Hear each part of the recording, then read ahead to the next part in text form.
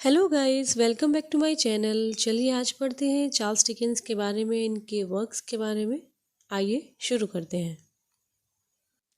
Charles Dickens belongs from Victorian age. Charles Dickens belong करते हैं Victorian age से। Charles Dickens का पूरा नाम है Charles John Huffam Dickens. He has written 15 novels. इन्होंने 15 नॉवेल्स लिखे हैं, 5 नोवेलाज लिखे हैं, हंड्रेड्स ऑफ शॉर्ट स्टोरीज लिखी हैं, नॉन फिक्शनल आर्टिकल्स लिखे हैं, चिल्ड्रन लिटरेचर के बारे में इन्होंने लिखा है एंड अबाउट सोशल रिफॉर्म्स के बारे में इन्होंने लिखा है। ही यूज्ड अ लिटरेरी डिवाइस। इन्होंने एक लिटरेरी डिवाइस का यूज़ किया है जिसका नाम है Cliff hanger. This device is used for, ये जो डिवाइस थी ये यूज़ होती थी सस्पेंस क्रिएट करने के लिए ऑडियंस में। चार्ल्स डिकेंस के 2 हिस्टोरिकल नॉवेल्स हैं, पहला बार्नाबी रच और दूसरा a tale of two cities. Charles Dickens का फेवरेट नॉवल है David Copperfield. Charles Dickens was born on February 7, 1812। Charles Dickens का जन्म होता है 7 फरवरी 1812 में in a small lower middle class terrace house में। कहाँ होता है? एक लोअर मिडिल क्लास फैमिली से बिलोंग करते हैं, साउदर्न कोस्ट ऑफ इंग्लैंड में। हिज फादर जॉन डिकेन, इनके पिता का नाम है John Dickens, was a clerk in the dockyard. इनके पिता क्या है? एक क्लर्क है डॉक्सयार्ड, जहाँ वह जगह होती है जहाँ पर पानी के जहाज जो है बनाए जाते हैं। तो इनके पिता नेवी पे ऑफिस में एक क्लर्क के रूप में काम करते हैं। In 1817 Dickens family moves to Chatham. 1817 में डिकेंस की फैमिली मूव कर जाती है। कहाँ? एक जगह है चैथम में।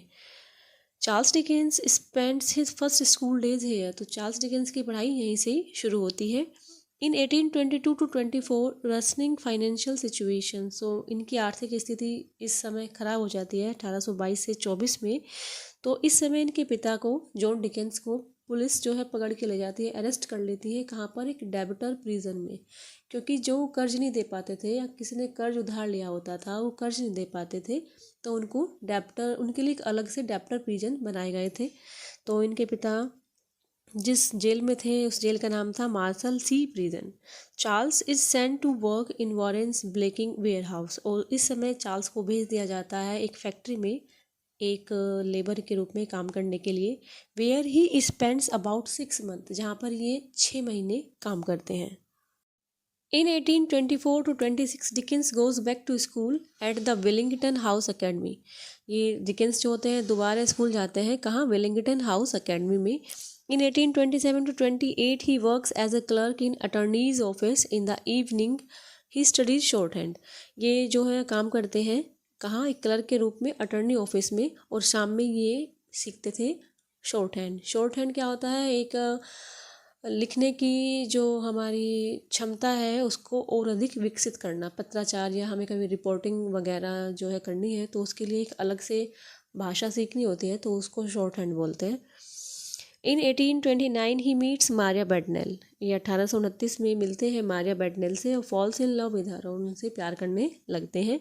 इन 1833 December Dickens first published work appears in the monthly magazine establishment. 1833 में दिसंबर में डिकेंस का पहला जो वर्क होता है वो पब्लिश होता है मंथली मैगजीन में। 1836 फरवरी पब्लिकेशन ऑफ स्केचेस बाय बोज। 1836 में फरवरी में स्केचेस बाय बोज के नाम से इनका जो होता है एक वर्क पब्लिश होता है। और अप्रैल में पिकविक पेपर्स भी पब्लिश होता है एक सीरियल फॉर्म में। सीरियल मतलब कंटिन्यू, पहले 1 चैप्टर, दूसरा चैप्टर, इस प्रकार से। 1836 ही मैरीज कैथराइन होगार्थ। 1836 में डिकेंस कैथराइन होगार्थ से शादी कर लेते हैं। 1837 फरवरी ओलिवर ट्विस्ट। 1837 में फरवरी में डिकेंस का जो वर्क है ओलिवर ट्विस्ट वो पब्लिश होता है। और मई में death of Mary Hogarth, death हो जाती है किसकी? मैरी होगार्थ की। डिकेंस सिस्टर इन लॉ, जो कौन है? डिकेंस की सिस्टर इन लॉ है और कैथराइन की छोटी बहन है। A character in many novels, और इनके कैरेक्टर को डिकेंस ने काफ़ी नॉवेल्स में लिया है। इन 1845 tour of Italy and France. 1845 में ये टूर करते हैं कहाँ का? इटली का और फ्रांस का। इन 1855 मीट्स मैरिया बेडनेल। 1855 में डिकेंस मैरिया बेडनेल से मिलते हैं, जिनसे ये सबसे पहले 1829 में मिलते हैं और दोबारा अब मिलते हैं 1855 में। In 1858 falls in love with Ellen Ternan. ये प्यार करने लगते हैं एलन टर्नन से, और नेली टर्नन और नेली रॉबिन्सन इन्हीं का ही नाम है। And is separated from his wife, और ये अपनी वाइफ से अलग हो जाते हैं।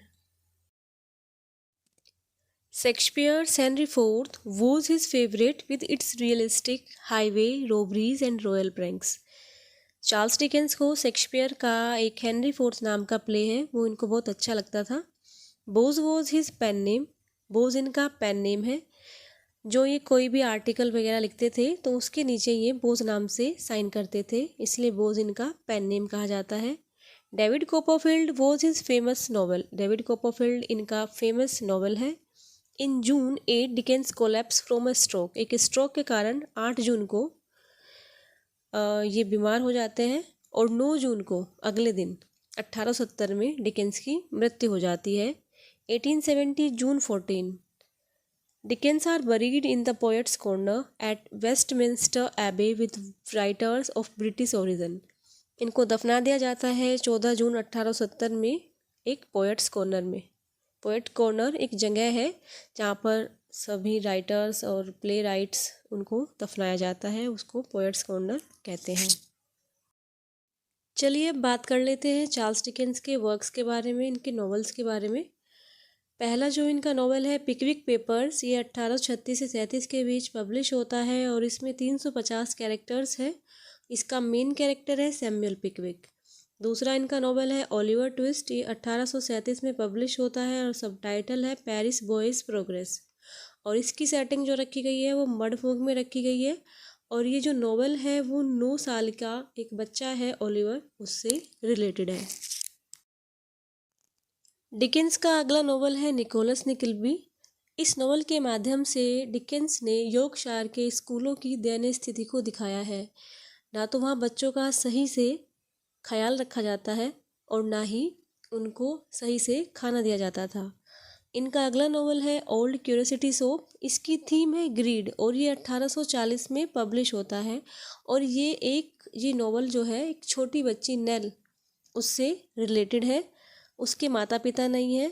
She lives with her grandfather, वो अपने दादा के साथ रहती है। And they runs a gift shop, वे एक गिफ्ट की शॉप चलाते हैं।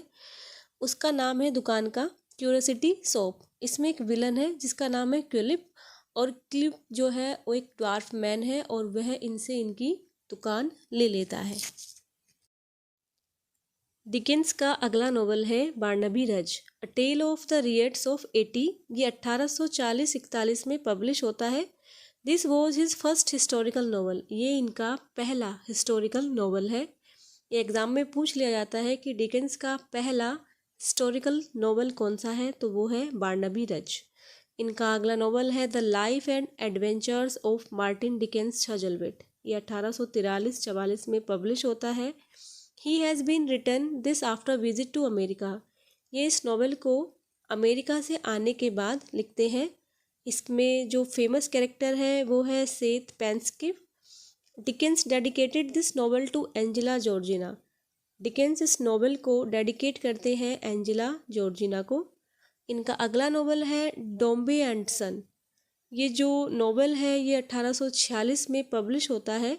इसकी सेंट्रल थीम है around business and capitalism. This novel shows how Mister Dombey, ये नॉवल दिखाता है कि कैसे मिस्टर डोम्बी जो पिता हैं किसके, फ्लोरेंस के, और ये नेग्लेक्ट कर देते हैं किसको, अपनी बेटी फ्लोरेंस को। डिकेंस का अगला नॉवल है डेविड कोपरफील्ड। ये मई 1849 में पब्लिश होता है। ये इनका फेमस नॉवल है, और ये हाईली ऑटोबायोग्राफिकल नॉवल है, फर्स्ट पर्सन नरेशन है। Charles Dickens father John Dickens was a original of Mister मैकाइबर।